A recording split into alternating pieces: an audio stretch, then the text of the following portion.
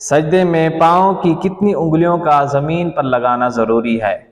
امام ہو یا مقتدی ہو،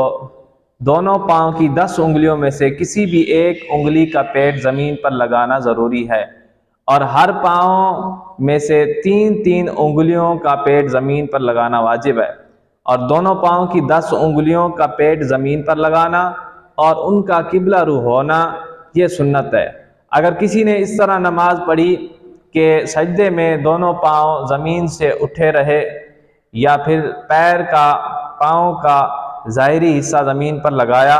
یا پھر انگلیوں کی نوک لگائی اور کسی بھی ایک انگلی کا پیٹ زمین پر نہیں لگایا، تو اس کی نماز صحیح نہیں ہوگی اور اس کو دوبارہ درست طریقے سے پڑھنا فرض ہوگا۔ یا پھر کسی نے فقط ایک انگلی کا پیٹ زمین پر لگایا مگر 3 انگلیوں کا پیٹ زمین پر نہیں لگایا، تو یہ ترک واجب ہوا، اور ترک واجب کی وجہ سے وہ گناہگار بھی ہوگا اور اسی نماز کا اعادہ کرنا بھی واجب ہوگا۔